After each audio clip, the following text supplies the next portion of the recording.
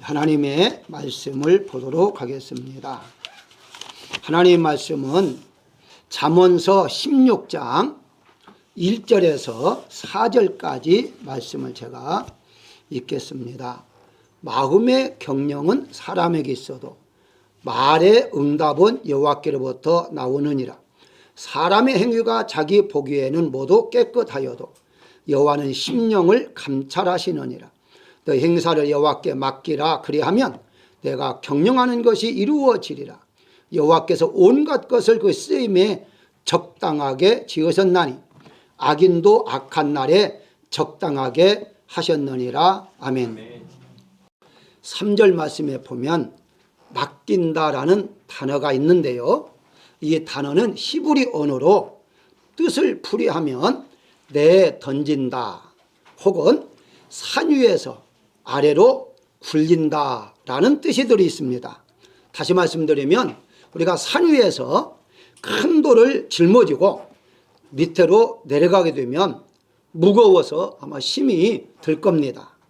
그러나 그 돌을 내가 지고 내려온 것이 아니라 그 산 밑으로 굴러버린다면 나는 편안하게 내려올 수가 있다는 것이거든요. 그런 의미에서 히브리 언어적인 의미는 맡긴다는 말은 아예 산 위에서 밑으로 아래로 굴러 떨어뜨린다, 이런 말이 있다는 것이거든요. 그래서 이 말씀은 단지 우리가 어떤 물건을 내려놓는다는 의미보다도 아예 굴려서 다른 데로 가게 한다 하는 의미가 더 강하다, 이렇게 볼 수가 있는 것이거든요. 이걸 성경에서는 맡긴다라고 말하고 있습니다.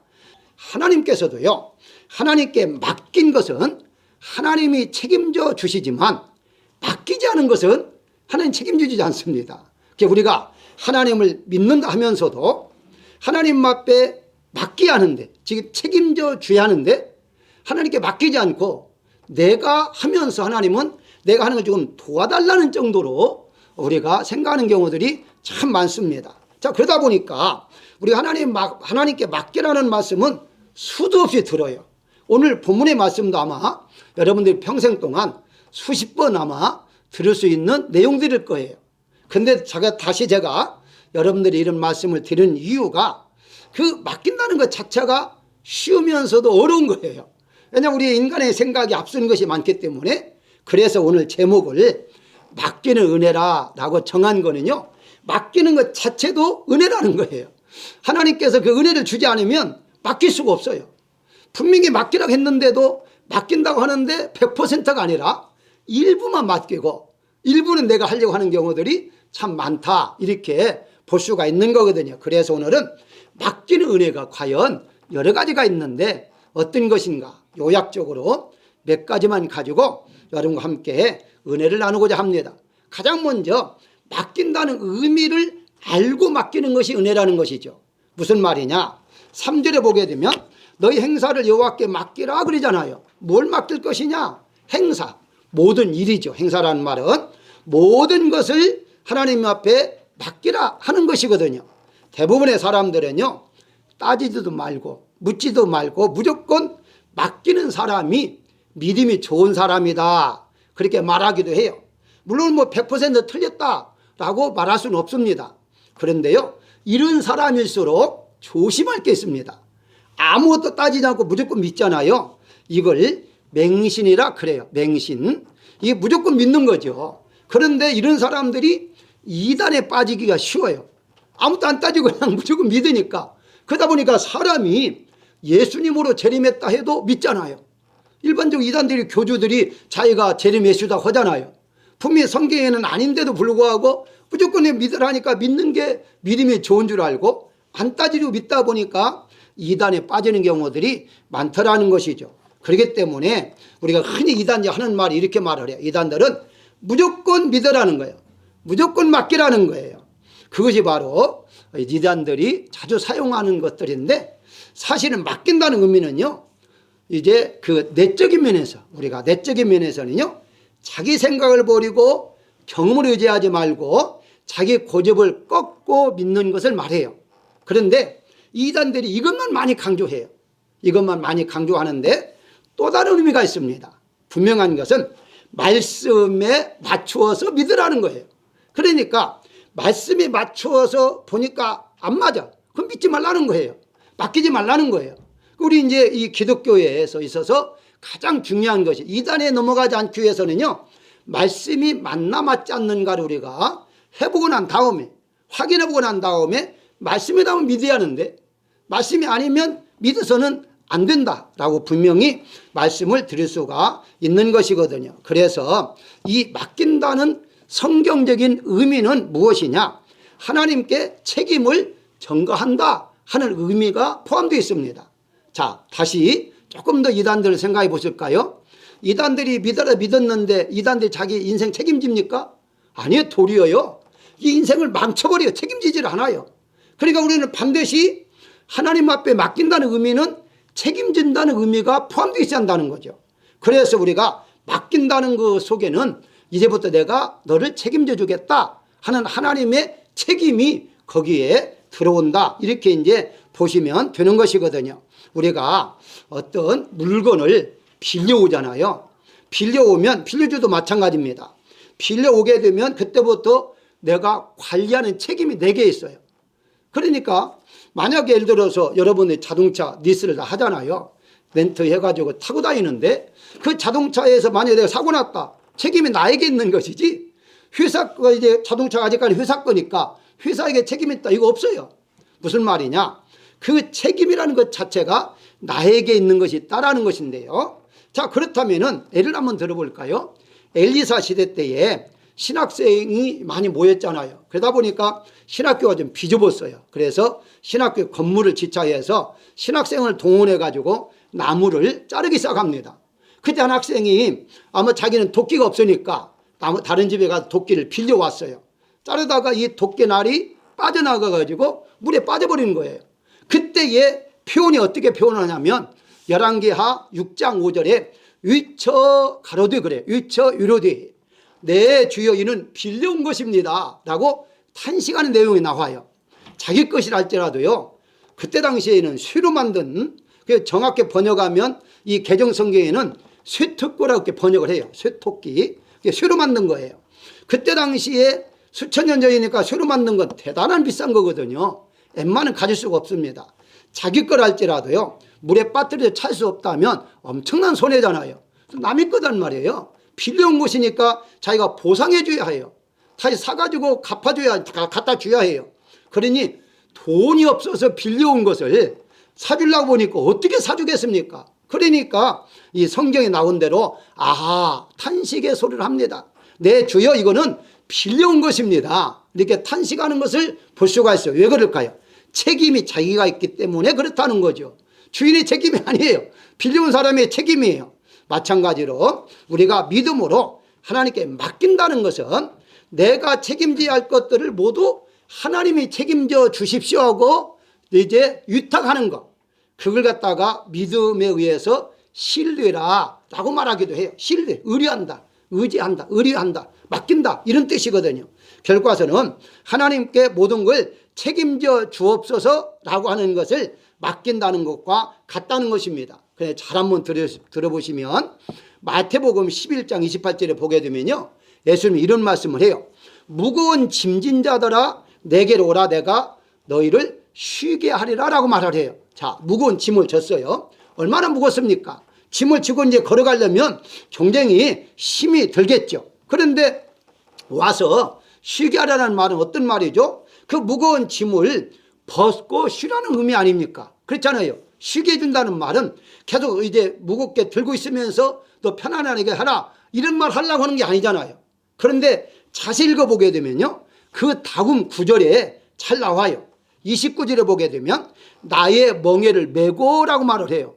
아니, 짐을 지고 있는 사람에게 네 거는 벗고 다시 내 거를 매라는 거 말이잖아요. 그런데 분명한 것은 바꿔서 매면은 똑같이 무거울 텐데 왜 그럴까? 근데 그 다음에 30절이 아주 중요해요. 내 멍에는 쉽고 내 짐은 가볍다라고 말합니다. 다시 말씀드리면 네 짐, 무거운 짐 내려놓고 그냥 끝나는 게 아니에요. 그걸 쉬고 있는 게 아니에요. 바꾸는 거예요. 짐을 바꿔지는 거예요. 우리는 항상 짐을 지고 있는데 바꿔져요. 자, 이 말씀이 어떤 뜻일까요, 여러분들? 바꿔짓으면 똑같은데, 아니 가벼운 것만 다른데 뭐가 다를까요? 이제부터는 책임은 이 멍에가 우리의 멍에가 아니라 30절에 내 멍에라는 말은 예수님의 멍에예요. 예수님의 멍에를 메고 예수님의 짐을 지라는 거예요. 그럼 결국은 무슨 말이냐? 예수님 앞에 책임을 전가하라 이 말이거든요. 결국 우리가 믿음으로 어떤 것을 맡긴다는 것은, 내 사업장을 맡기고 내 가족을 맡기고 내 모든 걸 맡긴다는 것은 이제부터 내가 책임이 아닙니다. 하나님이 책임을 져야만 됩니다 라고 하나님 앞에 책임의 권한을 위임하는 거다, 이렇게 이제 보시면 되는 것입니다. 사랑하는 여러분, 맡긴다는 의미를 이제 분명히 아셨잖아요. 맡긴다 그냥 믿습니다 그렇게 하는 것이 아니라 나의 모든 걸 하나님 앞에 책임을 이제 전가시키는 거다. 그래서 이제부터는 내가 책임 있는 게 아니라 잘 되든지 안 되든지 하나님이 책임져 주는 것이다. 그래서 결국은 우리는 그냥 관리하는 차원만 있는 것이지, 사업이 잘 되고 자녀가 잘 되고 모든 것들은 다 이제부터 하나님이 하실 일이지 내가 하는 일이 아니다, 이렇게 여러분들이 믿으시기를 주의 이름으로 축원합니다. 두 번째는 맡긴다는 것은요, 만약이라는 말이 없다는 거예요. 무슨 말입니까? 만약이라는 말이 없는 것 자체가 은혜라는 것인데, 다시 1절에 보게 되면 응답은 여호와께로부터 나오느니라 라고 말합니다. 응답이라는 말은 이제 책임을 전가했기 때문에 그 결과를 말하는 것 아닙니까? 이게 응답을 어떻게 할 것이냐 하는 것은 하나님께 맡겼다 이 말인데, 계획을 세우고 모든 것을 하나님께 맡겨서 일단 만약 응답을 해주지 않으면 어떨까? 만약에 책임져 주지 않으면 어떨까? 이렇게 한번 생각 한번 해보세요. 그럼 누가 맡기겠습니까? 안 맡기죠. 그러니까 이게 맡겠다는 말은, 책임을 전가시켰다는 말은 무슨 말이냐? 하나님 해주실 거야 라고 우리가 믿음으로 생각하니까 맡기는 것이지, 만약 들어주지 않으면, 손해나게 하면 누가 맡기겠어요? 그게 안 맡긴다는 거예요. 그래서 이 맡긴다는 의미 속에는 만약이라는 것이 있어서는 안 된다는 거예요. 그게 만약이 있다 하면 그것은 은혜가 아니다는 거예요. 다시 말씀드리면 만약이라는 말은 염려에서 나오고 의심에서 나오는 거예요. 내가 맡겨가지고, 예를 들어 한번 들어볼까요? 우리가 어떤 이제 전문가에게 뭐 투자라고 한번 가정해 보십시다. 이 우리가 돈 가지고 투자를 하는데 내가 투자하기에는 어려우니까 투자 전문가에게 맡기잖아요. 맡기게 되면 내가 투자금을 맡기는 것까지는 내가 해요.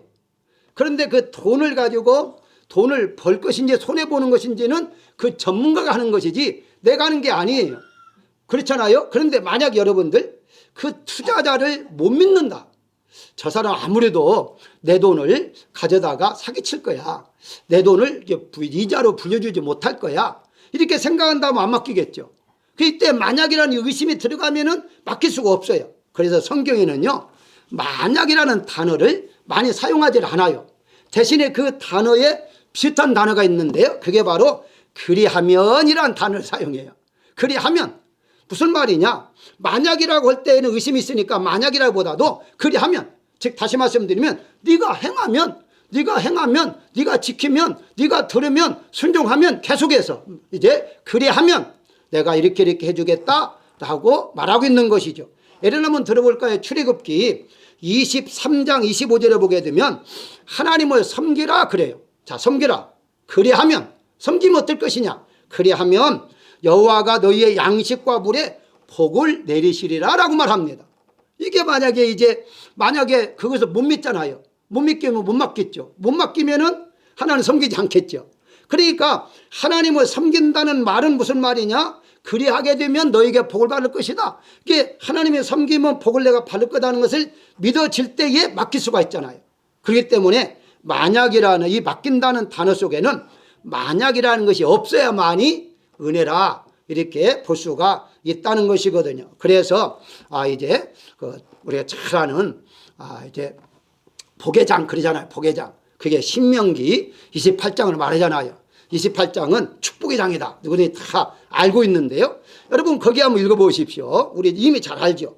28장 1절에 보게 되면요, 1절부터 시작이 어떻게 시작하느냐라고 했을 때에 내게 명령하신 모든 명령을 지켜 행하면, 그리하면부터 출발해요. 그러니까 내가 말하는 모든 것을 지켜서 행하게 되면 이렇게 복을 주겠다라고 말하고 있어요. 그러니까 너는 의심하지 말아라. 만약에 복을 안 주면 어떻게 할까? 이렇게 생각하지 말라는 거예요. 그게 생각하는 것 자체가 사단이 주는 것이죠. 그래서 이제 아브라함을 한번 하나님께서 어떻게 복을 주는가 여러분 이미 알잖아요. 복을 줬다는 것만 아는데요. 성경에 자세히 살펴보게 되면요. 이런 말이 있습니다. 예를 들어서 창세기 15장 5절에 보게 되면 하나님이 이 아브라함이 이렇게 말을 해요. 무뼈를 셀 수 있나 보라 라고 말을 해요.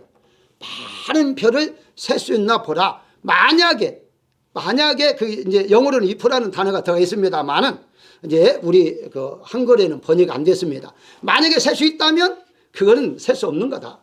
도리어 셀 수 없다. 그러니까 그게 셀 수 없을 정도로 내가 너에게 복을 주겠다라고 분명히 말씀하고 있어요. 자, 그런데 잘 보십시오.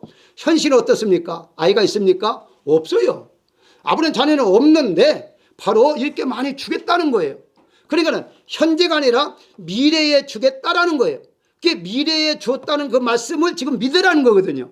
그걸 맡기라는 거거든요. 과연 맡길 수가 있느냐는 거죠. 왜 그럴까요? 미래의 시간은요, 아직 내가 경험하지 못하는 시간이에요. 경험하지 못했다는 말은요, 내 시간이 아니다는 거예요. 그래서 여러분들이 이 얘기 나눌 때에 과거 얘기는 엄청 많이 나누잖아요. 왜 그럴까요? 나이가 들면요, 과거 얘기는 해요. 왜 그럴까요? 그건 내 시간이었거든요. 내가 경험된 시간이니까 과거 얘기를 하는데 미래 얘기 할 수 있습니까? 없어요. 왜? 미래의 시간은 내 시간이 아니에요. 그러니까 미래의 시간은 전적으로 누구의 시간이냐? 하나님의 시간이라는 거예요. 하나님 우리에게 주시면 내가 사용하는 것이고 앞으로도 10년 동안 내가 시간을 주겠다면 10년 더 사는 거예요. 만약 하나님이 허락하지 않으면 오늘이라도 허락하지 않으면 어떻습니까? 우리는 시간 사용하지 못하고 이 세상 떠나야 해요. 그러니까 미래에 대한 시간은 전적으로 하나님 앞에 맡길 수밖에 없다는 거예요. 그런데 이때에 만약에 하나님이 안 주시면 어떻게 할까 이런 생각이 들 수가 있다는 거죠. 그래서 만약이라는 의심이 없는 것이 하나님의 은혜라 이렇게 볼 수가 있는 것 아닙니까? 우리 잘 아는 대로 이제 시계 왕이 그 병들었잖아요. 15년 동안 연장을 해줬는데 그 연장을 해줬다는 것도 안 믿어지잖아요. 어떻게 할 건가 안 믿어지니까 이렇게 해달라 저렇게 해달라 또 하는 내용이 나오잖아요. 그 인간이 할 수 없어요. 그런데 이게 그대로 믿어진다는 거, 믿고 맡긴다는 거, 그게 바로 하나님 우리에게 주시는 은혜라 이렇게 볼 수가 있다는 사실이거든요. 아브라함은 미래에 대해서 약속은 받았지만 현실적인 면에서는 아무것도 없었어요. 바다에 모래알같이 줄 것이다. 내 자손은 별처럼 많아질 것이다. 이렇게 했지만 현실은 아니잖아요. 그런데 하나님께서 약속하신다면요. 1년 지나고 5년 지나고 10년 지나는데도 아직 없어요. 나이는 들어가고 얼마나 답답합니까? 그때에 아리 이렇게 제안을 하잖아요. 여보, 만약에 하나님 주신다고 정말 했다면 꼭 내 몸으로만 나야 하느냐. 나는 늙었으니까 못 나는 것 같으니까 젊은 여자하고 이렇게 함께 살면 어떻느냐. 그래서 자기 종 하가를 주잖아요. 젊은 여자를 주잖아요. 이스마엘 낳았어요. 하나님께서는 또 나타나지 않습니까? 나타나가지고 전혀 말씀 안 하세요. 그게 바로 13년 동안 침묵을 합니다. 그리고 99세가 되어서 또 나타나셔가지고 이스마엘은 아니다. 이삭이 바로 이제 물론 그때는 이삭이라는 이름 안 줬습니다만은 내 몸에서 나게 할 것이다. 얼마나 깜짝 놀랐어요. 그래 사라가 무슨 말이야. 나이가 늙었는데 그 웃었잖아요. 하나님께 웃는다고 하나님 핀잔을 하셨잖아요. 왜 웃느냐. 하나님 불가능한 거 없다라고 말씀하잖아요. 내가 못 믿어지는 것이지 하나님은 어떤 것을 하신다면 하실 수 있다는 거예요. 그래서 여기에 만약이라는 단어를 넣지 말라는 거죠. 잠시 이 아브라함도 말이 옳다 생각하고 했지만 나중에 이것은 아니었구나라는 걸 깨닫고서 로마서 4장 20절에 보니까 하나님의 약속을 의심하지 않고 믿음으로 견고해져서 약속을 이루었다라고 정확하게 기록하고 있어요. 한마디로 우리가 인간이다 보니까 인간 생각이 잠시 들을 수는 있어요. 그렇지만 그건 잠시니까 빨리 떨쳐버리고 하나님의 말씀의 약속을 굳게 믿고 만약에는 없다. 내 사전에는 만약에는 없다. 즉 의심은 없다. 하나님 반드시 약속하시면 이루어주신다. 이것만 우리가 믿고 나가야만이 바로 하나님이 전적으로 책임져 주신다라는 것을 말씀을 드릴 수가 있는 것입니다. 사랑하는 여러분, 우리가 맡긴다는 것은 그 속에는 만약 안 주면 어떨까 이런 생각이 없음을 믿으시기를 주의 이름으로 축원합니다. 세 번째는 맡기는 사람에게는요 제한 없이 하나님이 주시는 것이 은혜입니다. 제한 없다 무슨 말이냐? 다시 2절을 봅니다. 여호와는 심령을 감찰하시느니라 그래요. 자, 영어에서는요 대부분 번역하기를 이제 스피릿으로 번역해요. 스피리트 이렇게 번역하는데 그 이유가 히브리 원문에 느하우라고 영어로 돼 있어요. 그러다 보니까 영어로 번역을 합니다. 그런데 영어로 번역하는데 우리 한글로만 이렇게 심령이라고 번역을 했습니다. 어쨌든 왜 하나님께서 영을 감찰하신다라고 말씀하실까요? 아니 우리 몸을 감찰하신다면 우리가 빨리 이해를 하잖아요. 보이는 거니까. 근데 영을 감찰하는 이유가 있어요. 영은 마음을 다스리고요. 마음으로 우리 행동을 다스리잖아요. 그러니까 이 영이 마음을 다스리고 마음이 몸을 다스리고 몸이 행동을 낳게 하는 것이기 때문에 근본적으로 영을 다루야죠. 그러니까 영은 한계가 없기 때문에 하나님은 심령 즉 영을 감찰하신다는 말씀은 내가 너희에게 복을 주시는 것은 한계 제한이 없이 복을 주겠다는 의미를 가지고 있는 거예요. 인간은 누구나 다 경계 안에 살고 있어요. 이걸 다른 말로 말하면 영역이라 하기도 해요. 그래서 짐승들도 다 영역이 있어요. 그래서 인간도 내 집과 너의 집, 내 것과 너의 것 이렇게 분명히 경계, 제한을 만들어 놔요. 이게 인간이라는 거예요. 그런데 하나님의 영역은요 그 경계가 없는 거예요. 다시 말씀드리면 하나님은 다 하나님의 것이지 그게 너 거야 내 거야 이렇게 어떤 경계 이게 없는 거예요. 우리가 미국에 살고 있지만 미국이 내 거가 아니잖아요. 이게 한계예요. 근데 하나님은 그런 한계가 없다는 것이거든요. 예를 한번 들어볼까요? 창세기 12장 3절에 하나님 아브라함의 복을 주실 때에 이렇게 말씀해요. 모든 족속이 너로 말미암아 복을 얻을 것이다. 모든 족속이에요. 제한이 없어요. 온 지구상에 있는 모든 족속이 너를 통해서 복을 받을 것이다. 창세기 13장 14절에 그 조카 롯과 헤어지고 난 다음에 하나님 아브라함 말씀하신 내용이 나옵니다. 내용이 어떻게 나오느냐? 동서남북을 바라보라 그래요. 동쪽으로 바라보고 서쪽으로 바라보고 그래서 줄이면 동서남북이거든요. 바라보라. 내가 보이는 땅을 너와 내 자손에게 주리라라고 말을 해요. 그래 보이면 내 건 거예요. 자 생각해 보실까요 여러분? 보이면 내 거면 예를 들어서 내가 1000m까지 보였다고 가정하십시다. 1km까지. 그러면 1km 내가 걸어가서 보면 또다시 1km를 보이는 게 내 땅이에요. 결국은 왜 그 조카 롯을 이제 하나님께 심판할 때에 아브라함에게 물어볼 수밖에 없었느냐 하는 것은요. 사실은 롯은 자기 땅이다 하고 갔잖아요. 골라서. 그런데 아브라함이 그쪽 바라보니까 그거 롯이 바라보는 그 땅도 아브라함에게 준 거예요. 그게 결국은 하나님께서 아브라함에게 롯에 대해서 의논할 수밖에 없었다는 결론이에요. 무엇을 의미하느냐? 하나님이 여러분들에게 복을 줄 때에요. 이렇게 어떤 제한 없이 무작정으로 하나님 주신다는 것을 우리가 믿음으로 받아들여야 된다는 것이죠.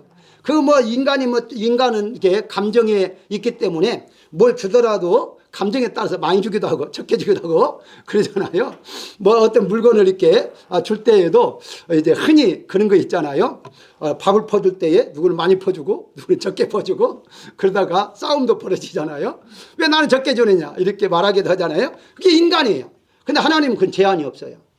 우리가 원하는 대로 계획을 세우라고 하잖아요. 계획 세운 대로 내가 이루어 주겠다라고 분명히 약속하고 있는 것을 볼 수가 있습니다. 그래서 이 동서남북을 다른 말로는 또 사방이라고 말하기도 해요. 그래서 솔로몬에게 하나님이 엄청난 복을 줬잖아요.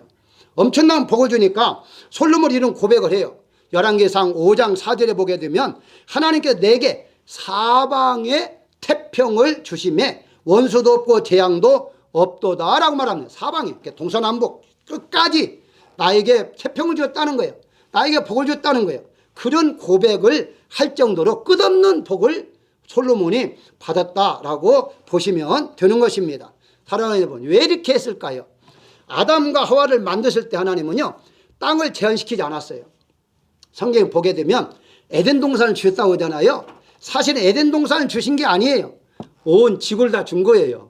당시 무슨 인구가 없는데 그러니까 에덴 동산에서 출발하는 것이지 사실은 온 지구 그 땅덩어리 자체가 아담과 하와 거였어요. 그런데 어느 때부터 제한이 되었습니까? 하나님 말씀을 불승한 다음에 생명나무의 길을 걸어가게 들어가는 길을 지키게 함으로 말미암아 더 이상 못 들게 하고 쫓아냈어요. 그때부터 제한을 뒀어요. 너는 유리하라. 돌아다니면서 살아라. 제한을 시켜버린 거예요. 무엇을 의미합니까? 하나님께서는요, 우리에게 경계가 없이 복을 준다는 거예요. 제한 없이 복을 준다는 거예요. 너는 이만큼만 내가 주겠다 이것이 없다는 거예요.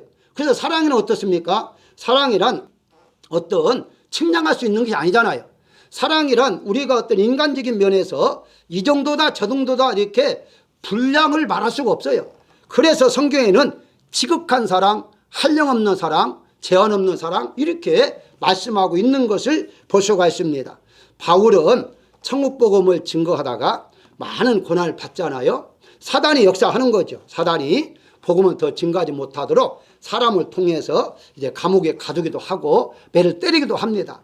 그런데 거기에 고린도서 4장 8절에 보게 되면 이런 고백을 해요. 사방 동서남북으로 우겨싸움을 당하여도 쌓이지 아니하며 답답한 일을 당하여도 낙심하지 아니한다. 왜 그랬을까요?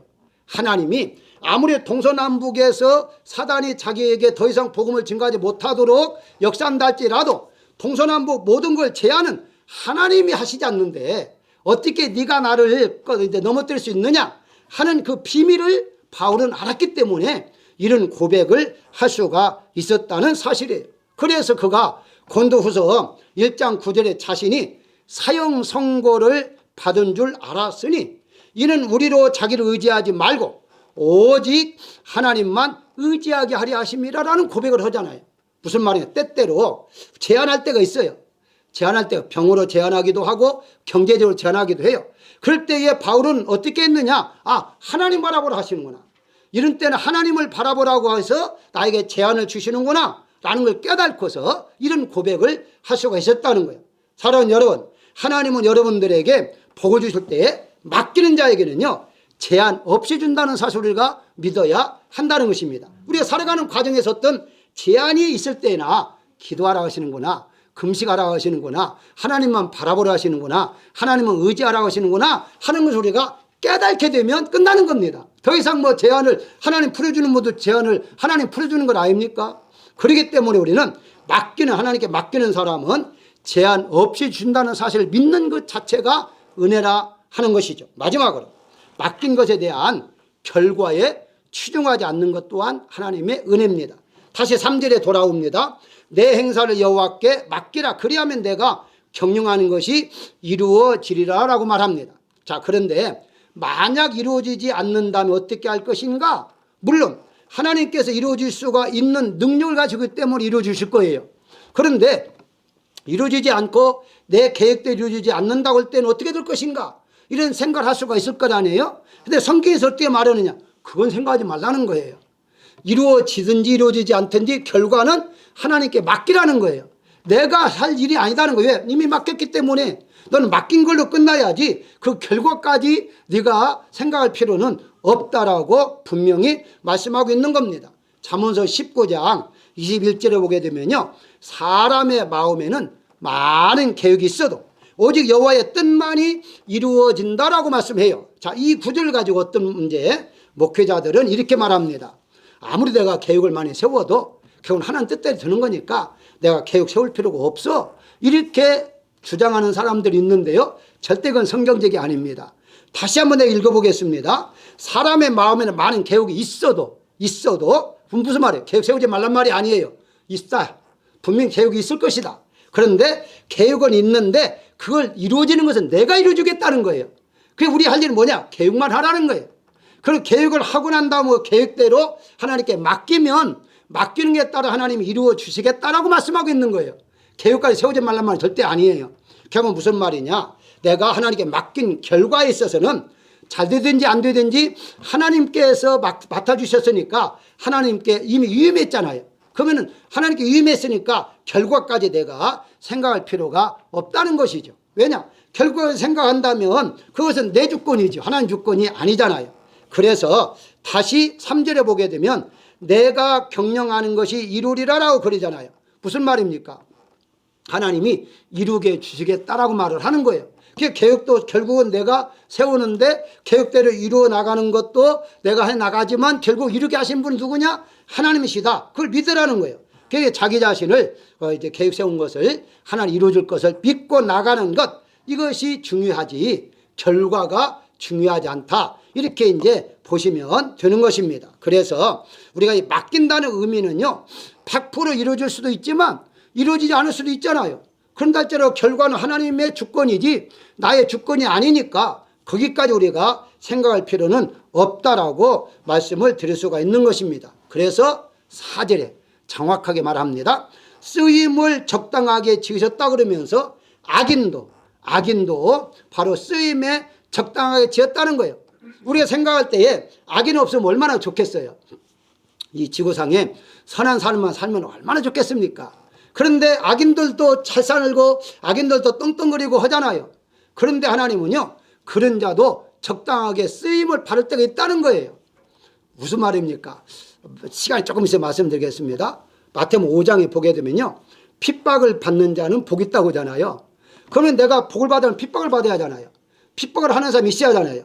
픽박하는 사람, 선한 사람 픽박합니까? 않잖아요. 악한 사람 픽박하잖아요. 그러니까 그럴 때 악한 사람을 통해서 나를 핍박하게 하게 하고 내가 핍박을 통해서 나에게 복을 주는 거예요. 그럴 때 쓰임 받는 거예요.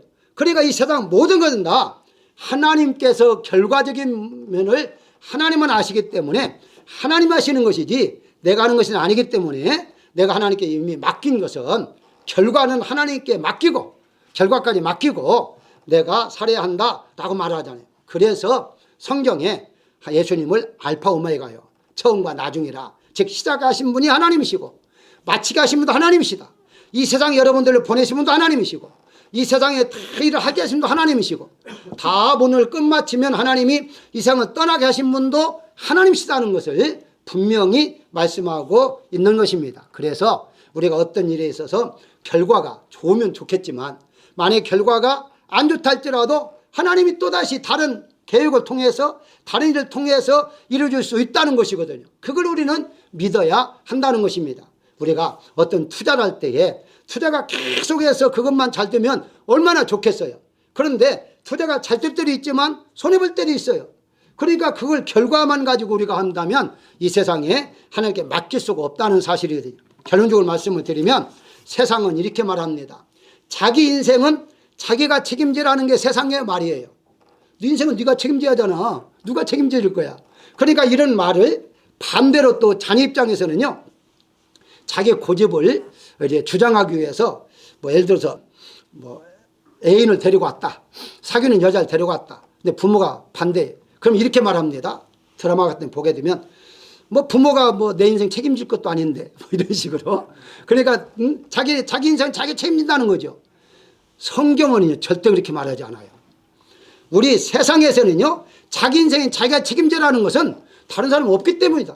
다시 말씀드리면 책임질 사람이 없기 때문에 자기는 자기가 책임을 져야 하는 것인데 성경에서는요, 내 인생은 하나님이 책임져 주시겠다 분명히 말씀하고 있어요.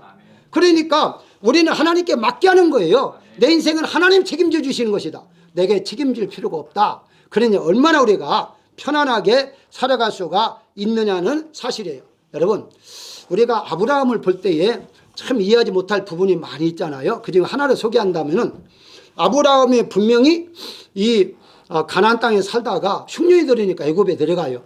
내려가는데 거기 바로 왕이, 그때는 뭐 왕이라는 칭송 없습니다. 바로가 보고서 아내를 보고 반했잖아요. 아브라함 아내를 보고 아내를 삼으려고 했잖아요. 이제 짐승도 주고 많이 주었어요.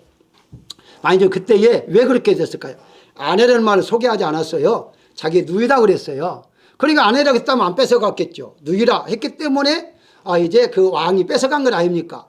그런데 그 밤에 하나님께서 나타나셔가지고 꾸중하잖아요.